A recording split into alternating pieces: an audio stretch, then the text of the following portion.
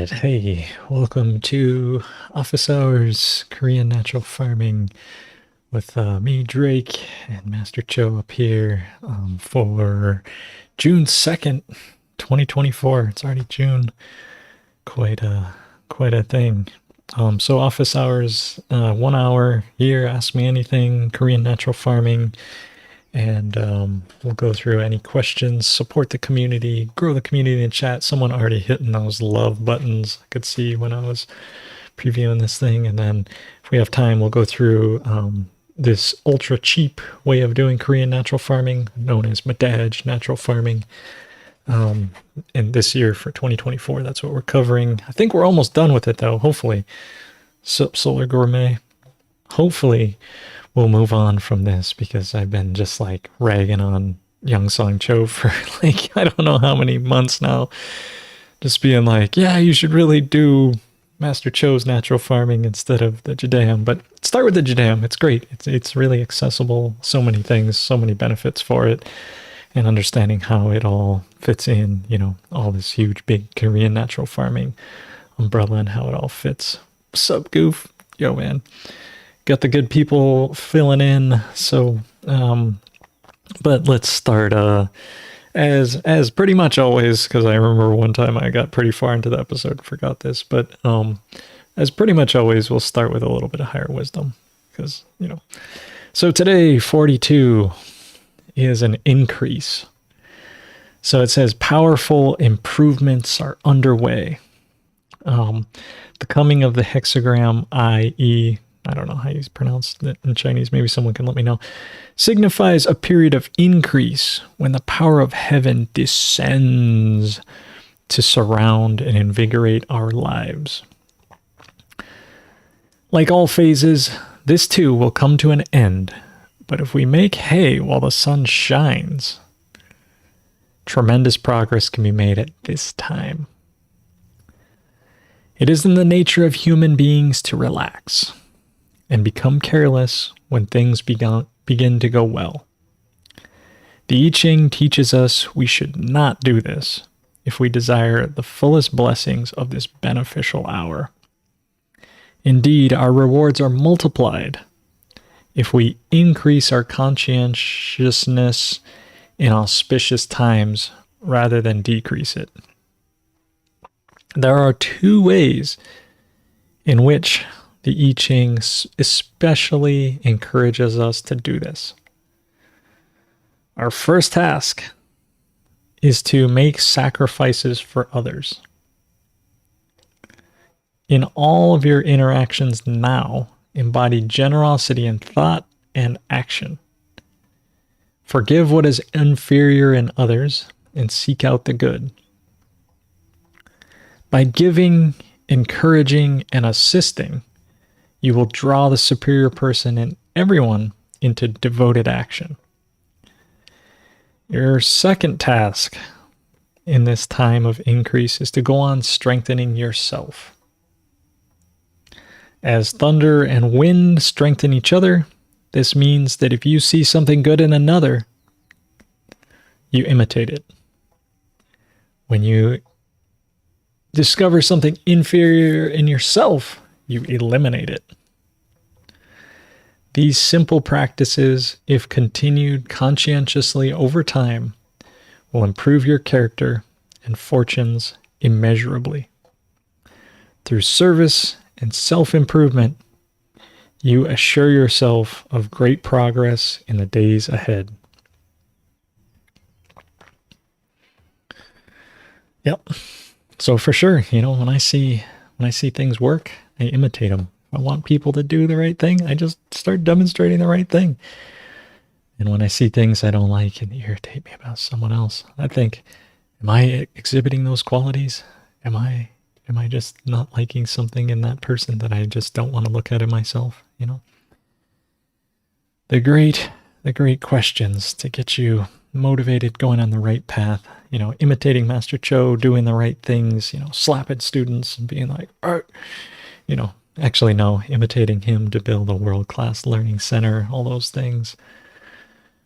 Hey, So we got some good folks in the house. We got Gerard, bro. I haven't seen you for some time. What's up, AK? Um, he got a pile of IMO. That's cool.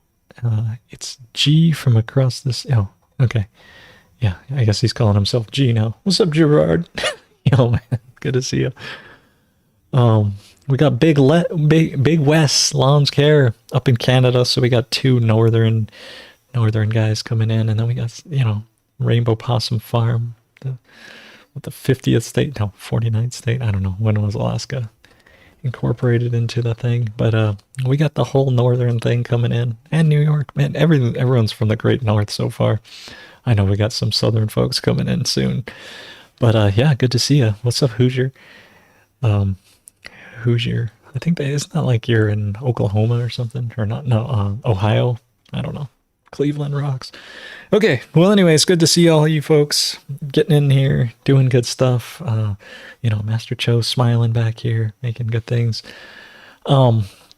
I did have one thing to kind of share with you before we get into this stuff, and it was this. So let me get this fired up over here. So, it's the age of AI. AI, which is Hawaiian for food. Yeah, so I was playing around with the chat, the good old chat there, and I was able to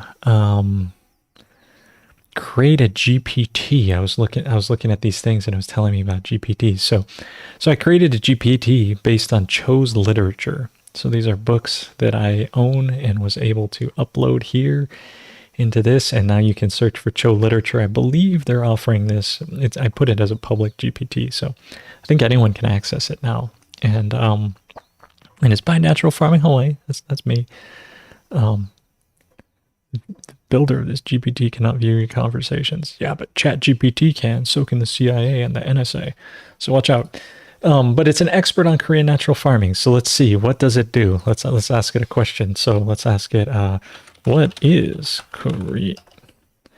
Korean natural farming? So basically what it does is it searches the knowledge. So it's searching Cho's literature. It's searching his books. Let me make this a bit bigger for you.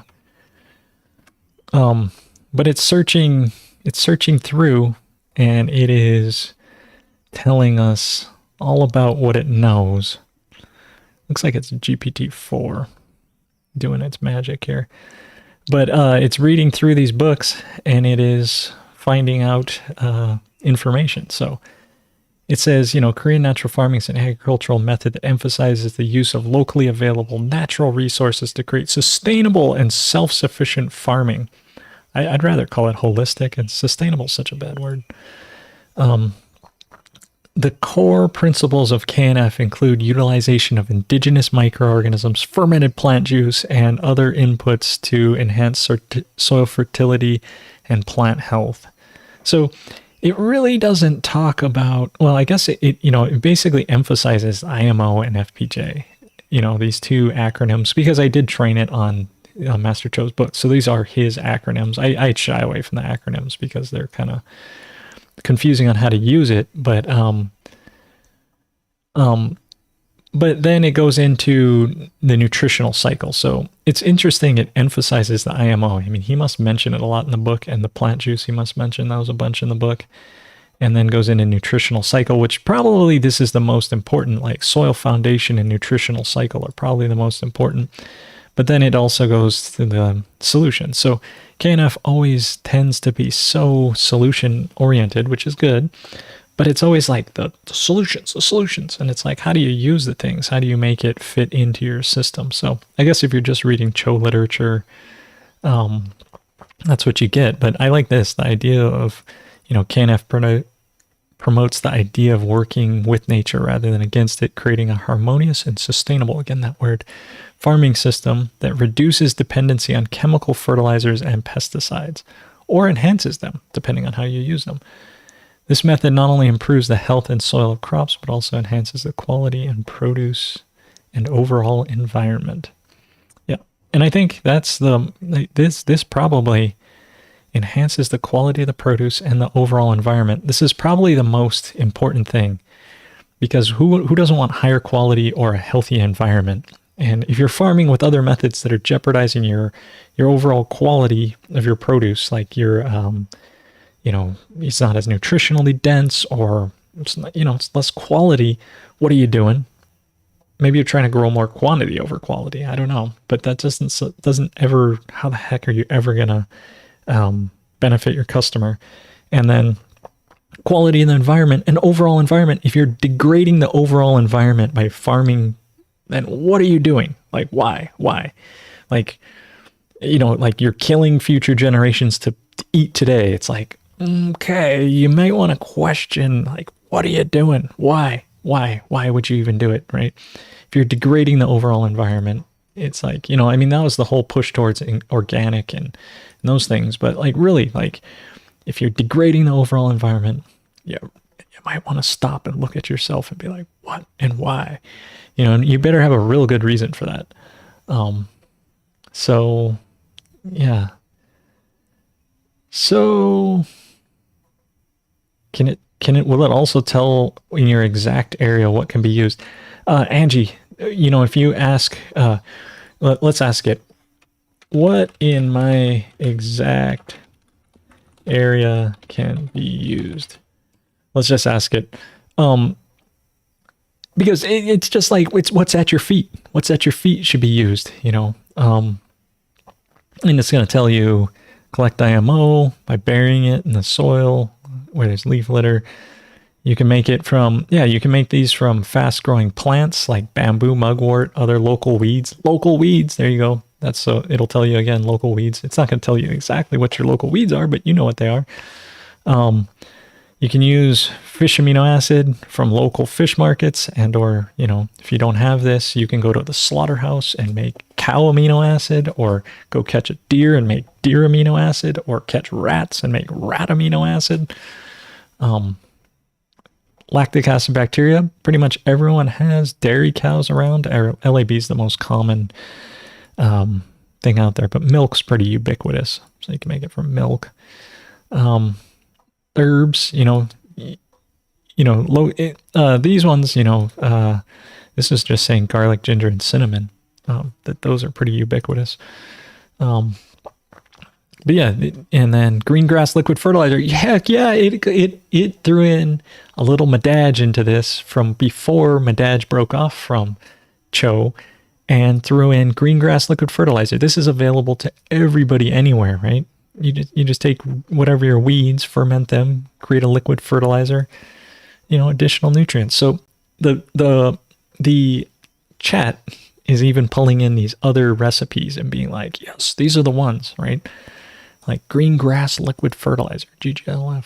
So it's more than an answer that I would even give. Someone asked me, what can I use in my area? I wouldn't necessarily think to go GGLF right away, but this is like one of the best answers. Go GGLF. So win for the GPT here, I would say. I don't know. Your mileage may vary, but you can find it. It's Cho literature. I have no idea how to search and find the GPT. I guess I could copy the link and put it in the chat.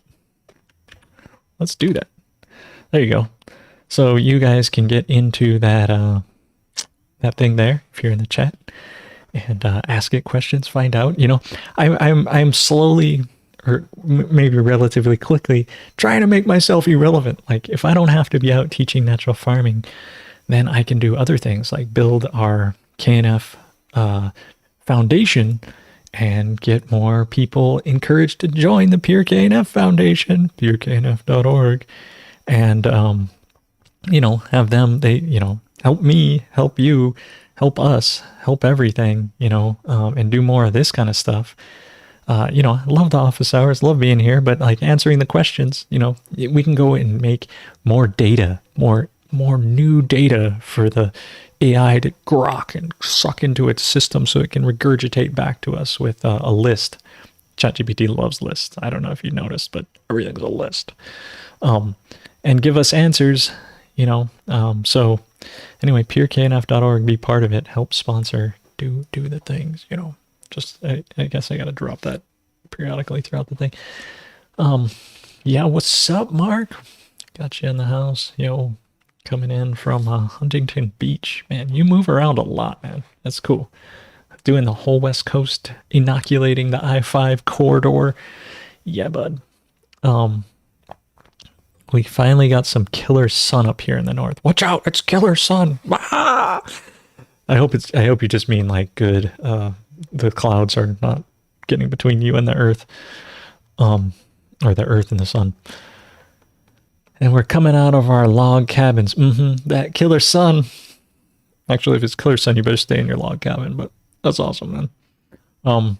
So yeah, so we can ask ChatGPT some things, find out what it says. Let's see. What are the best attributes of Master Cho? Let's see. Let's have it have a Master Cho love fest here. What's it gonna say? Oh yeah, okay. So why is Master Cho the best? He has it's gleaned from the provided text include the following: practical and observational approach. Master Cho emphasized an importance of observation and action based on real life farming rather than just theoretical knowledge.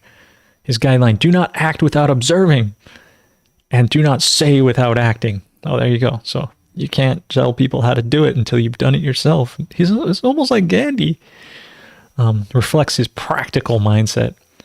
He has a commitment to sustainable farming. Man, that word again, sustainable. I mean, we gotta tell the GPT, don't use the word sustainable. Regenerative. Okay.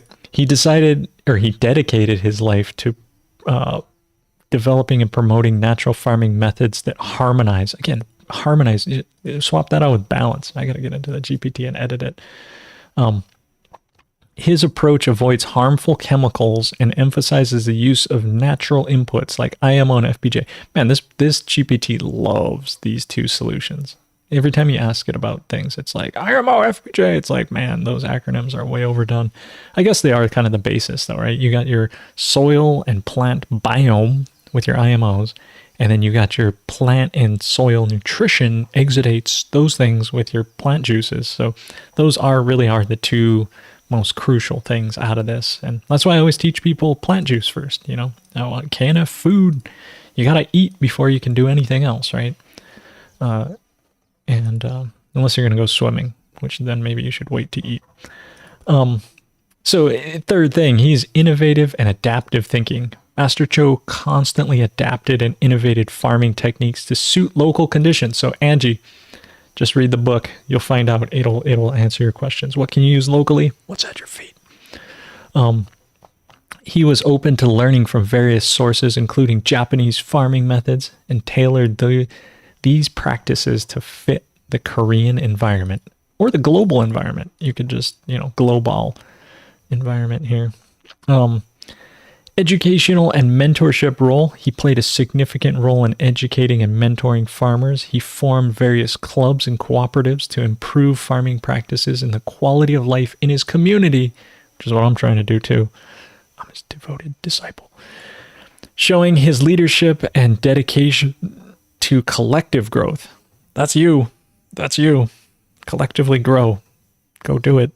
You're part of this community. You're a ring around Master Cho. You. Don't forget that. You're very important.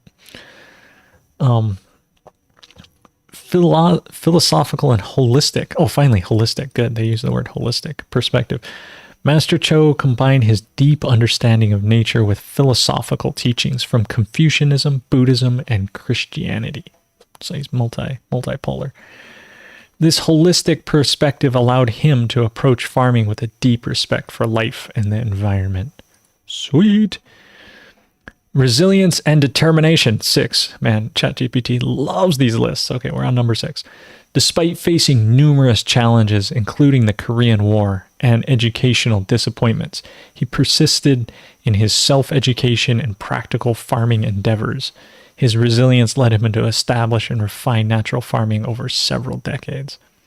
That's right. And here we are, continuation, direct lineage of what he's doing. And it's up to us to, bring this to the world as we increase. Make hay while the sun shines. Make plant juice while the spring's happening, right? Spring, make plant juice. Don't wait. These attributes reflect Master Cho's profound impact on sustainable agriculture and his legacy in promoting natural and environmentally friendly farming practices. Yeah, and that's what they actually call KNF in Korea, is because you wouldn't call it Korean natural farming in Korea. You just say like environmentally friendly farming practices. That's actually what they call it. So, and then also one other thing with this GPT is I wanted to show you is like, how do I build an airplane? And it should tell me it doesn't know how. Oh no, it did. It told me. Darn it. Ah, oh, man. I was trying to tell this GPT not to answer questions outside of these things. No. Ah, it does it anyway. Darn. How, is this in the literature?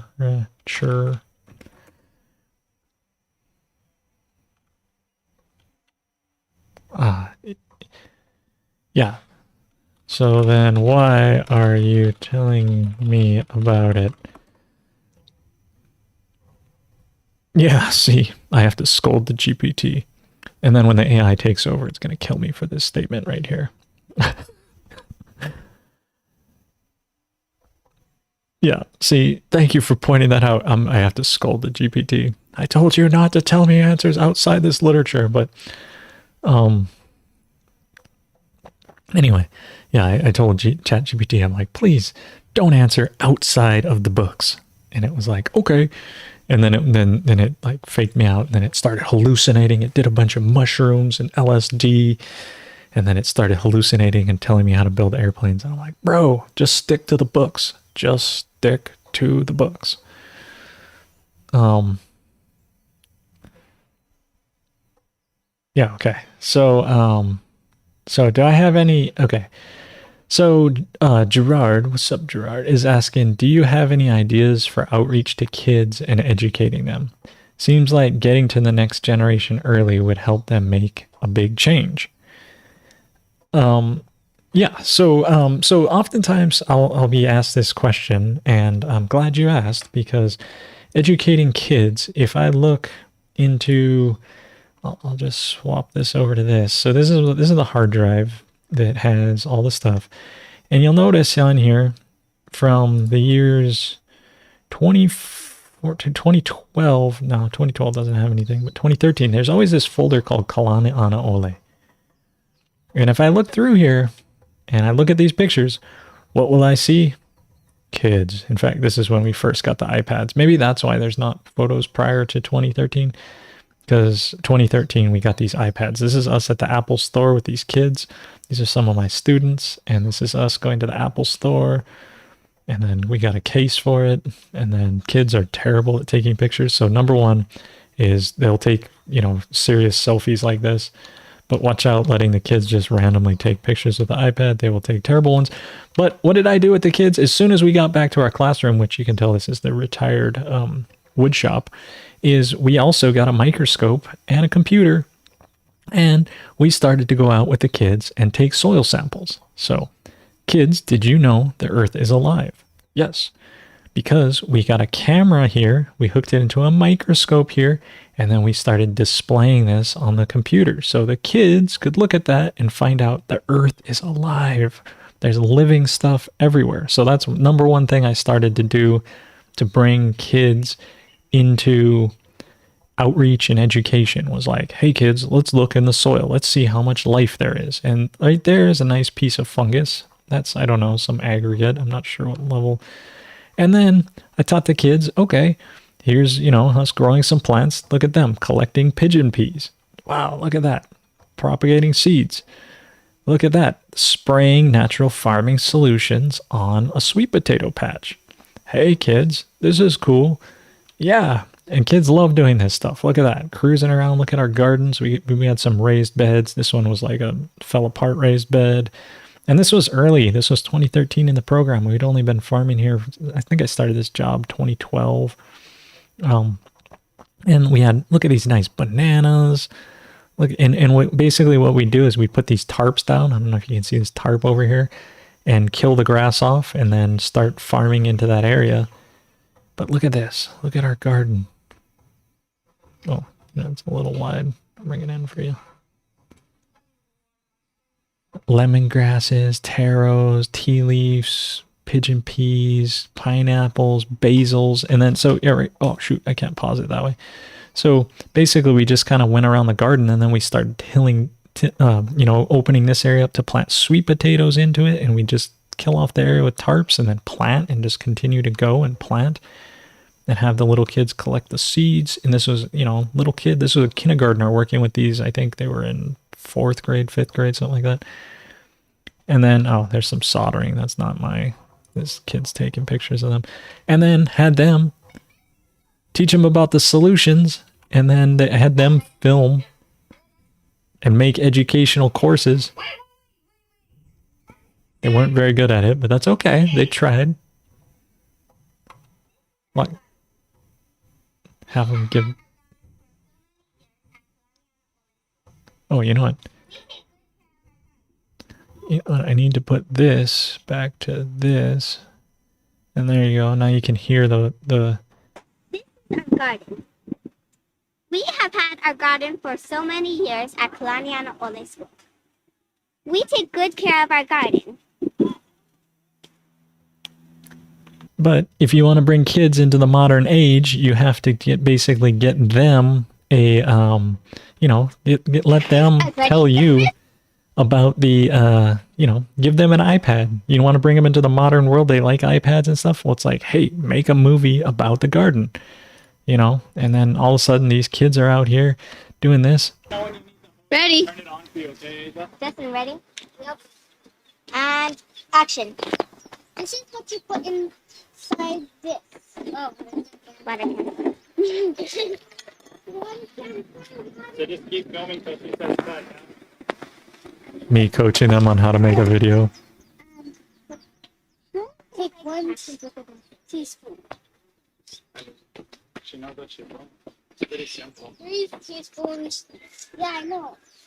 So they're using a little dropper to dilute it properly. Put it into the watering can.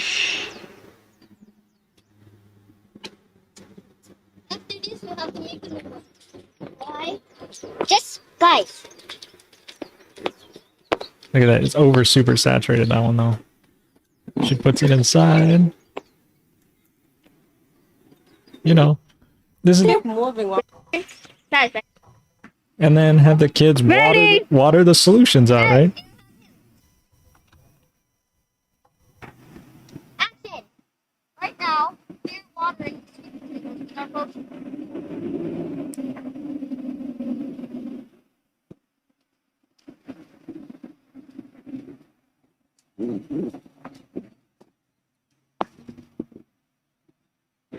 Cut. Yeah. So... Yep. So, do I say the same thing I said? Okay. So, I restart. Okay, tell me once. So, yeah. I look back and it's like, how do you bring this to kids? Man, it's fun. You can't stop the kids once you get them going. What you doing? Just making a plant juice or something? I'm stuffing the sweet potato leaves inside the jar. Tyler, wait, we didn't even go. Yeah. So, but that, how do you do it with kids? That's how, what kind of stuff what else do we do here? I don't know. Look at this. I mean, once you get the kids to do the watering, look at the natural farming. Look at, just me, this scrub dude. I mean, I don't know how many years ago this was, 2016. It's a lot younger back then, tell you, but, get the kids out there. They'll, they know what to do, man. How do you bring it to them? Just teach them plant juice. Start there. Start with a can of food. Get them going. And then you look at it here. Another 2014 Kalana Ole. Is there anything in that folder? No. I mean, that one's empty. Kalana Ole. See how the garden developed here. Yeah. Get some volunteers to help you out. Once in a while, some good folks to come down. That dude. I don't know what else we got here. Pictures are too big, take too long to load off the NAS. Yeah. you know, kids out. What is that? They got brown sugar here. They're fermenting. They're making things together. Like, look how much sugar this kid has all over the front of his shirt and all over his hands and stuff. They love this stuff, man. You can't stop them. Look at that. They're just covered in this stuff. They're making a taro ferment. You know, look how happy that kid is. You know, so anyway, you know, when you ask, do I have microscope recommendations? Oh, that's a good question for KNF support. You know, don't forget that the Pure KNF Foundation also offers knfsupport.com and you know, KNF support questions, answers, and searching over here, searching for microscope. You know, and here you go. Cronus microscope, that's a good one. What microscope to buy? You know, microscopic levels of things. Like, you can just like look, you know, what microscope to buy. Elaine Ingham has recommendations, which I can't click on this link because it'll demonetize me. But you can. And KNF support, you know, just search for microscope and see. Don't forget, we have many resources for you. Pure KNF Foundation. Join, become a member. Help us keep this stuff going, right? pureknf.org. Anyway, I just, you know, have to pitch my own stuff on that. But yeah, so buying, you know, what did I have? I had a Amscope trinocular, so I could put the camera on the top and still look through in binocular, but you can just get a binocular and put it through. They also have, you know, as long as it has, you just listen to that Elaine Ingham video from that answer there on what microscope, and you will find there's so many resources. We could ask ChatGPT too. We could ask Chat here. Let's see if Chat is still there.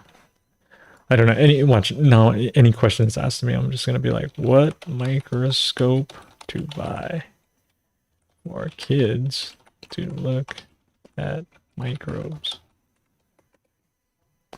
Chat. We're all going to turn into mushy chat brains. Is it going to know? Searching my knowledge. It better tell me I don't know. Oh, no, it did. It told me it could know.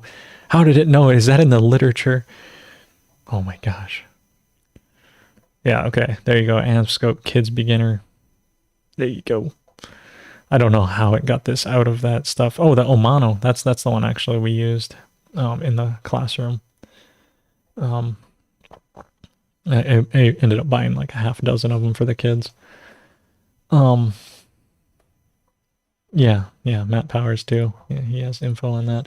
But, you know, Chat, I don't know how it was able to find that in the literature because it sure wasn't in there. But, man, Chat likes to hallucinate. What's Chat doing? Mushrooms. Okay, so cool. Yeah, yeah. Okay, yeah. So, educating the next generation. Yeah, that's you know, it's pretty simple. The kids love, you know, natural farming, 100% compatible. Just got to get out there and do it and have you know, tool safety and those types of things with the kids.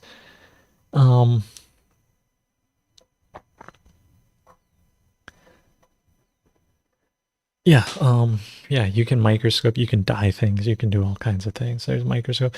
The thing about the microscope is, you know, it's good to know, but, you know, I only find so much utility in it. I have one here and I haven't used it. I use it when I have classes and people come and we look at it, but I'm not like scoping things. I just look at what weeds are growing and I know what's happening with the biology, and then I look at the soil tilt and I'm like, okay. And the microscope will show you what's happening, but you know, I'm not really scoping that many things these days. It's fun. It's more of a novelty than a tool that I find essential. But for education, looking at it, having the kids start to see those differences. For you as someone that's learning, if you've never looked under the microscope, it's valuable. But you know, its overall utility here on my farm is it's not that important to me at this point in my life. So, you know, maybe I'll sell you a used microscope. Actually, I still need it for my classes because it's a good part to like look through and to say, okay, let's look at this weed cover and what biology's there, and that ground cover and what biology's there, and you can start to associate what you see above ground with what you can expect below ground and all those things. yeah, overhead projectors. I just use a computer. This OBS studio, man, it's where it's at. I can just swap between things, and overhead you get a computer screen versus a overhead. But overhead, you can write on it, but I guess I could write here if I really wanted to. With that, if we got any other questions, I can jump into those quick here, or not quick, but like, appropriately. And otherwise, we can go on to some adage and get into that, because I think we're gonna finish up. Let me. Why am I still on this screen? Let me go to that one. I was gonna go to finishing up a little adage here. Adage, getting through it. I think last time I probably should have told you guys to remind me which one we're on. But I think, did we finally make it through this? Oh yeah, we definitely went through recipe number 12. We definitely went through that. We're now at all-purpose pesticide. I think we're at winter pest control and then soil foundation. So these two, they're worth covering because they're slightly different. Although every recipe gets into is basically the same. Okay, so so maybe we'll go, before we jump right into this, we'll go with this. Is there a pepper spice to deter squirrels when neighbor guy feeds them, encouraging them to, what does that say? Be around? Be around? Well, a pellet gun. No, no, no. Squirrels, man.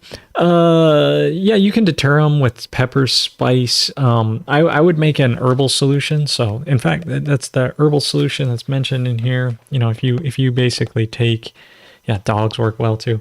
But if you take, peppers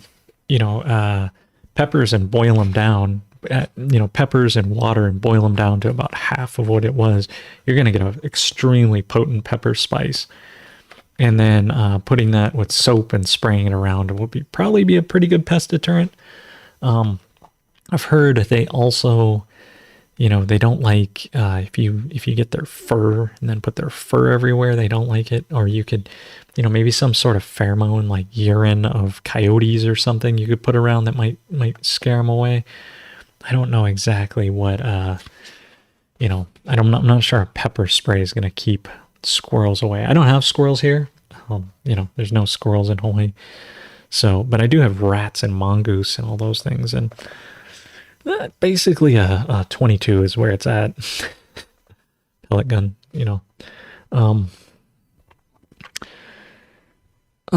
So let's get into some adage here. Let's go for recipe 13. I'll put it up on the screen here so you can see. Yeah, quick, take a screenshot of that one. And I thought I said I was going to get this other camera to work, and then I didn't. I really should get like an overhead camera for the book if I'm going to do a book review again. I should up my game, man. But more of you should join the Pure KNF Foundation so I can afford to do that from the foundation. Or super chat, whatever. It's if the show is going to get better, we need more funds. We researched and we found out we need more funding. Oh. Plugging Mark. Oh, Mark Rober. That's fine. Mark Rober.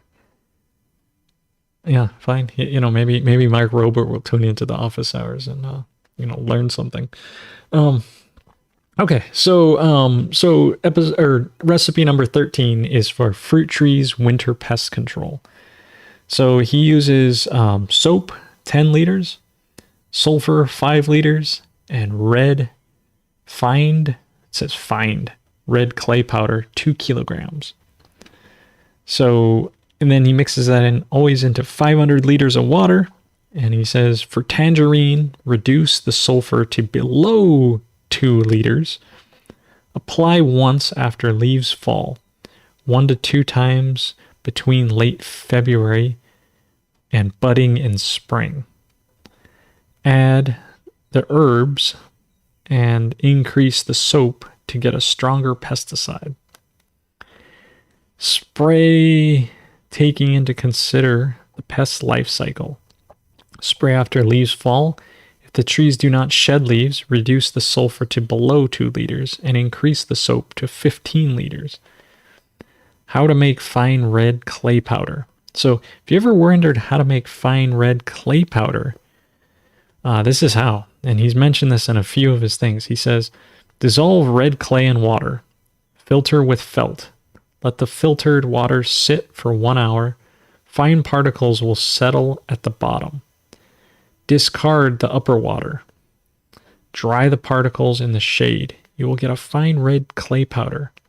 Slice the lump in about 2 kilogram size and dissolve in water for use in winter pest control. When spraying, keep stirring or run an air pump so the clay particles do not sink. So there you go. You kind of filter out the larger particles and then let the small stuff dissolve at the bottom. You know, I don't know if you can see the picture, but there it is. Can I even see it? I don't know. It's blurry probably. But there you go. There's a picture of making the clay. Ciao. I think ciao is bye, isn't it? I don't know. What's up at Italy? We got Melrosa in the house. Oh, by the way, I did the other day find, if you're an Italian, somebody from Italy was talking to me about this, and I did find this. Let me just put this up for a sec. Is it gonna go? Where'd it go? Where'd it go? I got too many preview tabs open is the problem. Which one did it go into? When you have so many tabs open that it keeps... No, come on. Where did it go? I'll just close some of these other tabs. Oh my gosh. I have a special treat for the Italians in the house. Okay, we don't need all that. We don't need that. We do need that one. We'll minimize that one. We'll close that one. Oh man. I'll keep that one open. Okay, let's try it again. Is it gonna pop up someplace? Come on, where'd it go? Oh, here it is. I found it. Okay, here we go. So here, for our Italians in the house, check this out. We have Agricultura Naturale Coreana. Recetario ed instruczioni per l'uso. And I'm sure my pronunciation is perfect. But we have the amazing Elena Parmigiani making an Italian version. So here there is a complete Cho recipe book and everything, all in Italian. It's Premessa alla tradizione Italian e Rigazzimenti. I have to get my Italian accent on, and then I can pronounce things properly. It's all about the Mario. But yeah, no, so if you are curious, there is a all Italian version of this book out there. But, you know, so yeah, look at this. That's all in Italian. So I don't know if you're, anyway, special just breaking up from the jam there. Since we had an Italian in the house, I figured we could take a little sidetrack. Even though when I sidetrack these things, then it's hard to make a table of contents from them. I'm sorry, but whatever. So anyway, the fruit tree winter pest control, basically, what is it? What was it? It was soap, sulfur, and red fine clay powder. It's pretty much what he uses for pretty much everything. There's no herbal solution in this, but he says you could use an herbal solution to get a stronger pesticide. So this was killing valsa, canker, scale, arrowhead scale, pear sucker, and moss disease. That's what this thing was used for. So, hopefully you're learning a little bit about the medadge and, when to put in clay powder. Clay powder is going to help it stick to the tree better. The sulfur and the soap, get it on there and stick that on. Okay, so then let's, is there 2 number 14s? There's 2 number 14s. But we'll do this last one here, and I think we're done with the medadge recipes. Hopefully, please tell me we are. So the last one is soil foundation, which in my opinion should probably be the first one, because if you're not doing soil foundation, you are always biting your tail like an Ouroboros, and you will always spin in a circle, versus if you start with soil foundation, you'll have something to stand on, like turtles.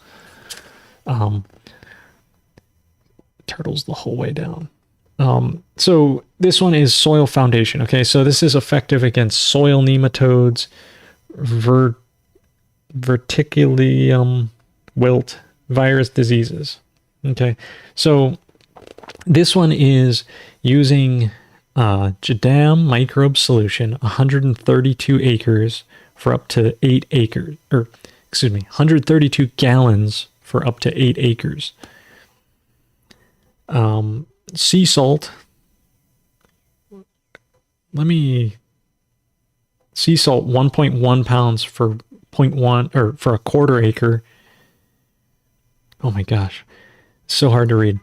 And phyllite solution 20 liters for a quarter acre. And wild grass and crop residue 20 liters for a quarter acre.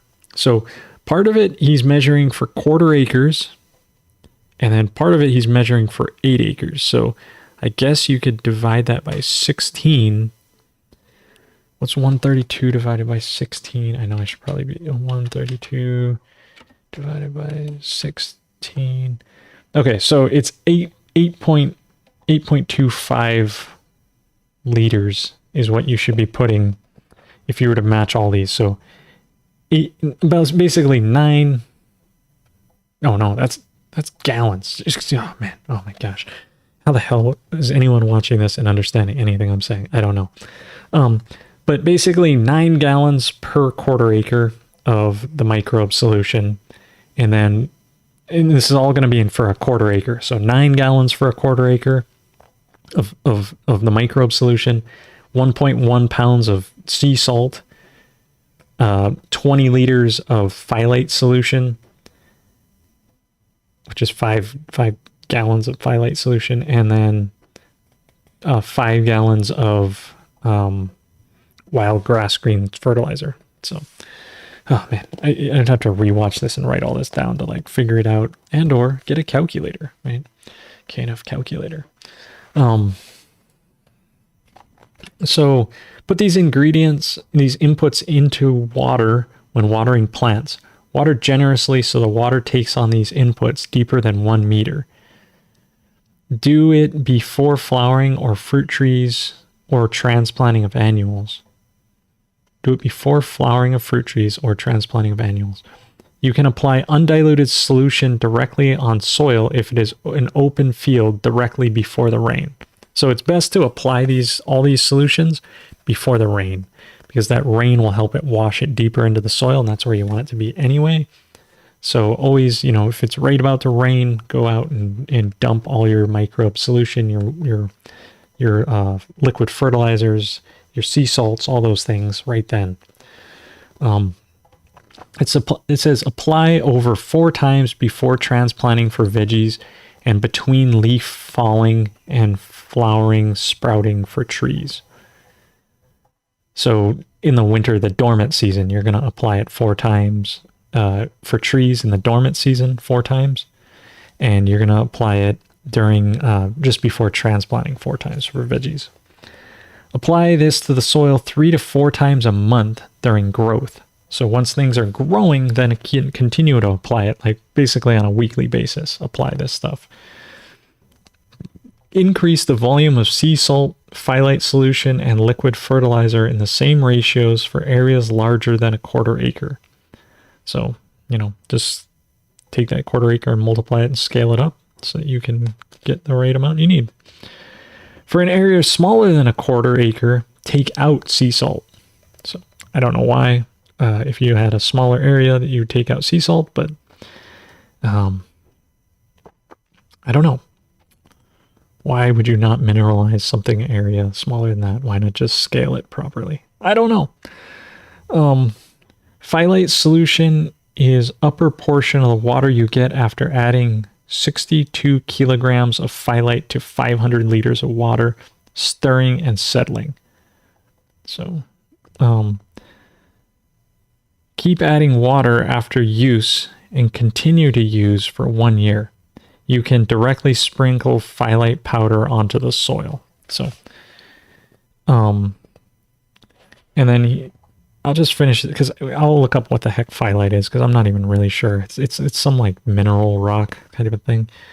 I think yeah, it might be organic matter type of stuff. I'm not exactly sure. We'll look it up. And then it says GCJLF. What the heck? Grass clipping liquid fertilizer is made by filling up a container with wild grass and crop residue and filling it with water, adding a handful of leaf mold and closing the lid and fermenting for over 1 month.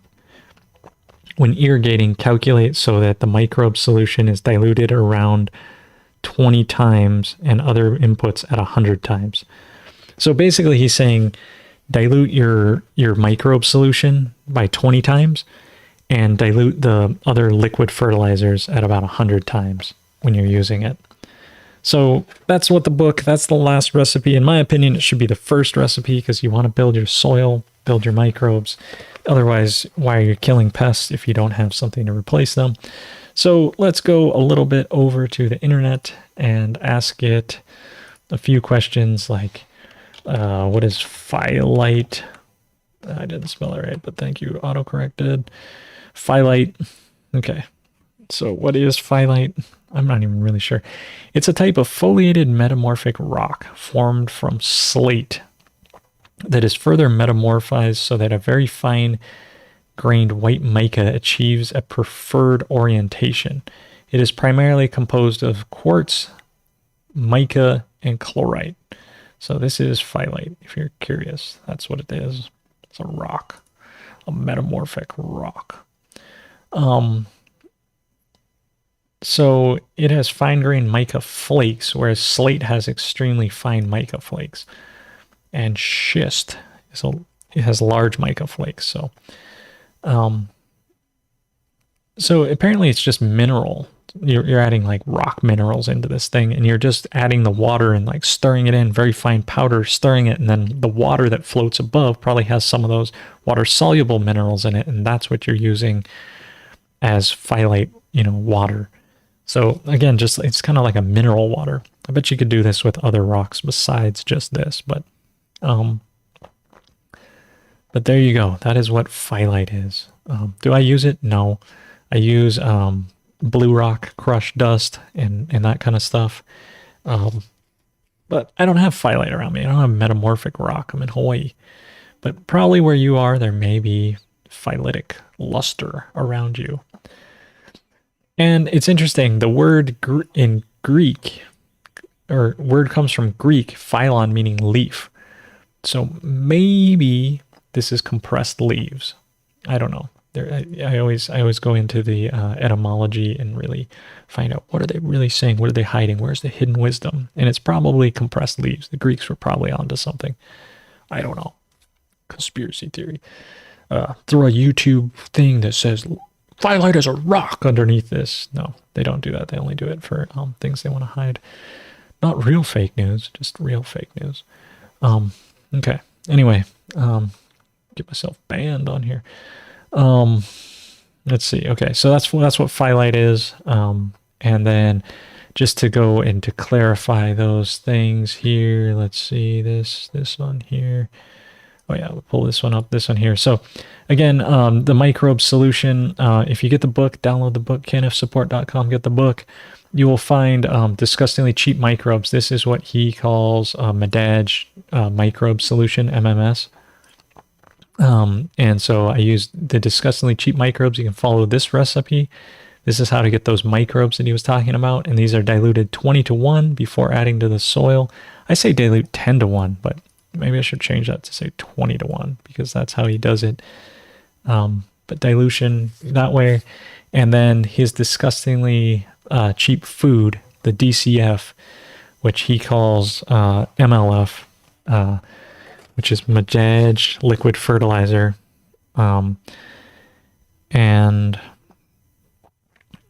So he's diluting that 100-1.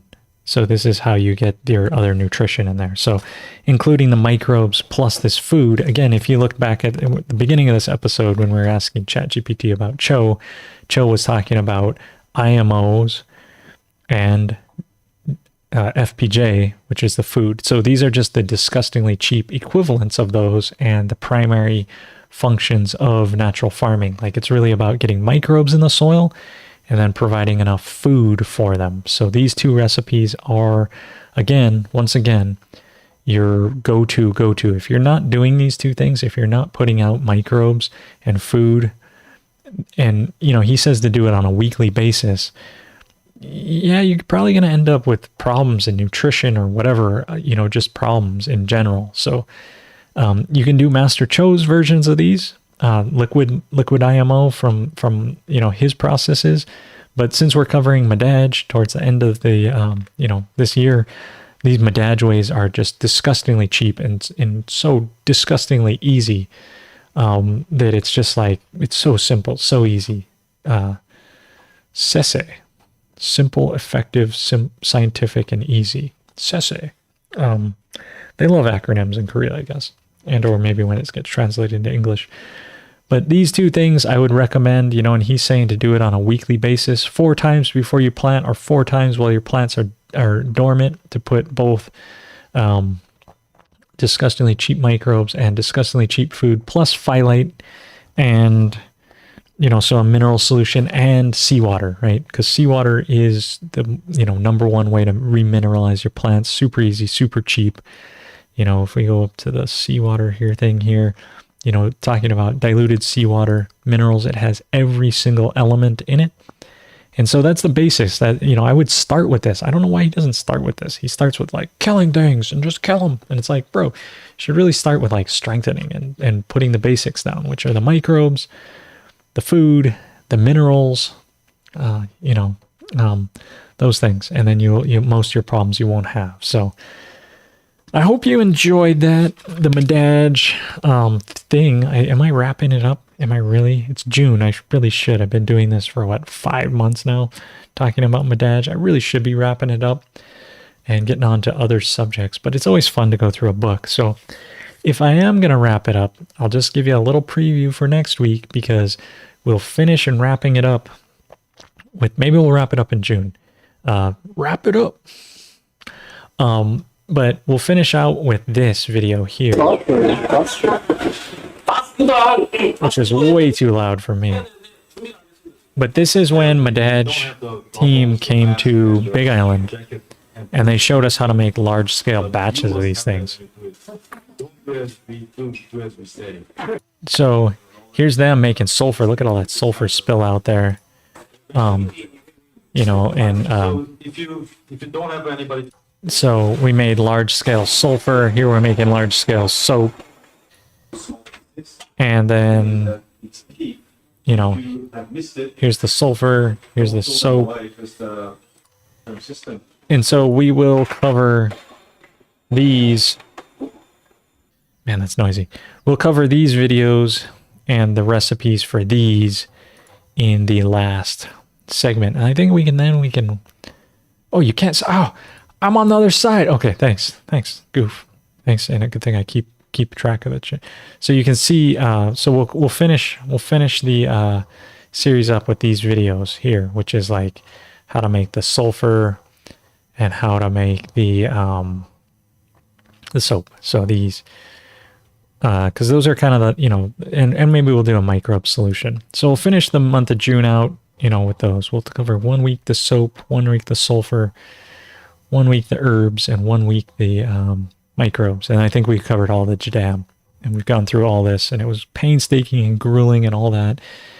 But we can actually go back to and we'll actually show you the uncensored version where this actually spills out and the people get chemical burn while they're doing it. Sorry to those guys, but since we're past the statute of limitations, it's cool, unless they modify the statute of limitations to prosecute me with multiple felonies. We'll see. But anyway, mix a little bit of current events into the back things. Oh, there's your bud. Yeah. He was there. taking all the credit. Cool. Well, yeah, so hopefully the Madaj, we'll see. We'll go through that. We'll see where we end up and what's all that. So June on the schedule. I think I am going to Maui on the 13th. We'll see, but I'll be here next week for sure because it'll be, the 9th I'll be here. And we'll see. So anyway, appreciate you tuning in. Appreciate everybody doing what's good. And remember, it's increased today, so make hay while the sun shines. It's spring. Make the best out of your garden. Make the best out of teaching your kids, your neighbors' kids, the future, teaching the old people, teaching the new people, the old people. All of us need to know this. It's going to benefit our lives and strengthen each other like wind over fire, or what was it? Wind over thunder. Wind over thunder. And the Maui fires, all that. Yeah, re-heal the land with microbes, make the earth green again, bring it back to life so it's not a desert, not a drought. We're not so prone to fires. Bring the trees back to life. All these things that we do together through you tuning in and supporting Pure Canine Foundation and honoring Master Cho and being such a cool person that it's amazing. So thank you. I appreciate you. Thank you. Love you. Of course, long live the natural farmer. Peace and love prevail. Hopefully, and a little bit of schism in the middle, because what fun would it be if it was just peace and love, right? Gotta have a little bit of hardship in there to teach you, about the good. And or, you learn through pain and whatever, right? So anyway, I'm going to get out of here before I continue to mutter about the life and love. But appreciate you. I just want to reiterate that. Yeah, and throw seeds around. Good seeds. Okay. I'm going to go to this thing and go to this one. And I'm going to peace out slowly today. I'll see you later.